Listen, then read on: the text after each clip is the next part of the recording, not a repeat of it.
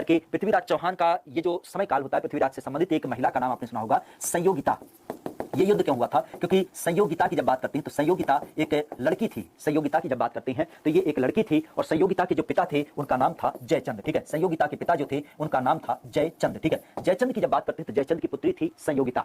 Clear? Jaichand की जब बात करते हैं तो जयचंद की पुत्री थी संयोगिता और जयचंद थे संबंधित गढ़वाल वंश के। किसके? गढ़वाल वंश से संबंधित आपके क्या थे? राजा थे। और संयोग से इनका जो लोकेशन था वो आपके कन्नौज के पास देखने को मिलता है। ठीक है, अगर इस कहानी को समझने की बात करें तो इस तरीके से होता है कि एक जयचंद नाम के राजा थे, तो जयचंद की एक लड़की थी संयोगिता।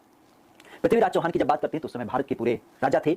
इनकी अगर बात करते हैं तो इन्होंने संयोगिता का हरण कर लिया था, क्योंकि जब संयोगिता का स्वयंवर चल रहा था तो संयोगिता का माना था कि हमें इस राजा से शासन मतलब इससे विवाह नहीं करना है और इसके एवज में हमें क्या करना, पृथ्वीराज चौहान से अपनी शादी रचानी है। इस बात से काफी जयचंद नाखुश था और इस कारण से उसने क्या किया, मोहम्मद गौरी को आमंत्रित किया, खास करके पृथ्वीराज चौहान को हराने के लिए। और इस क्रम की जब बात करते हैं तो इसका क्रम आपको मिलता है तराइन के युद्ध के रूप में, जहां पे पृथ्वीराज चौहान हार जाता है और मोहम्मद गौरी जीत जाता है। ठीक है, हालांकि जो जयचंद अभी मोहम्मद गौरी का सपोर्ट कर रहा था इस तराइन के युद्ध में, क्योंकि गौरी को यह लगा कि भारत विजेता को अगर जो हम हरा सकते हैं तो भारत छोड़ के क्यों जाया जाए, और इसी कारण से इसने क्या किया, एक अगला युद्ध लड़ा। और वो जो अगला युद्ध था वो था चंदावर का युद्ध। और चंदावर के युद्ध की जब बात करते हैं तो चंदावर का युद्ध इसके अगले ही चरण में लड़ा गया। कब? तो ये लड़ा गया 1194 ईस्वी में। अब ये जो युद्ध लड़ा गया वो कहां पे लड़ा गया? सबसे पहली बात तो चंदावर लोकेशन की जब बात करें तो ये चंदावर लोकेशन आपके इसी कन्नौज के पास पड़ता है। अगर इसकी बात करते हैं तो यहाँ पे जो युद्ध लड़ा गया वो लड़ा गया था आपके इसी जयचंद के बीच में, जहां पे जयचंद हारा और पुनः ये लड़ा गया आपके मोहम्मद गौरी के बीच में। ठीक है, तो गौरी की जब बात करते हैं तो गौरी और जयचंद के बीच ये लड़ाई हुई, जहां पे गौरी आपका जीता और जयचंद क्या हो गया, इस युद्ध में हार गया था। और जाहिर सी बात है जयचंद जब हार गया तो यहीं पर इसकी क्या कर दी गई, हत्या भी कर दी गई, अर्थात इसकी डेथ भी यहीं पर हो जाती है इस युद्ध में हारने के परिणाम स्वरूप। और इसके कारण कह सकते हो कि हमारे यहाँ पे गौरी की जब बात करते हैं, जो कि एक तरीके से कह सकते हो कि गुलाम वंश का संस्थापक माना जाता है,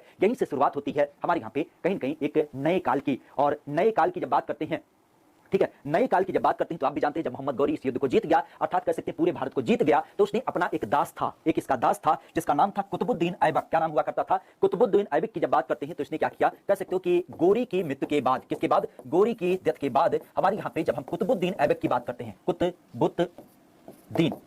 कुतुबुद्दीन ऐबक की जब बात करते हैं तो कुतुबुद्दीन ऐबक क्या हो गया, हमारे यहाँ पे पूरे भारत का आप शासक के रूप में जानते हैं। और कुतुबुद्दीन ऐबक की जब बात करते हैं तो जो हमारे यहाँ पे कब बना था, तो ये 1206 से लेकर के 1210 तक क्या था, ये पूरे भारत का शासक था। और सबसे प्रमुख अगर देखा जाए तो ये हमारे यहाँ पे गुलाम वंश, क्या बोलते हैं, गुलाम वंश की जब बात करते हैं तो इसके द्वारा कहीं न कहीं कह सकते हो कि गुलाम वंश की नींव भी पड़ी थी। प्रमुखता से देखा जाए तो गुलाम वंश या फिर जिसको हम साल्व डायनेस्टी के रूप में जानते हैं, उसके क्रम में कुतुबुद्दीन ऐबक का नाम आपको देखने को मिलता है।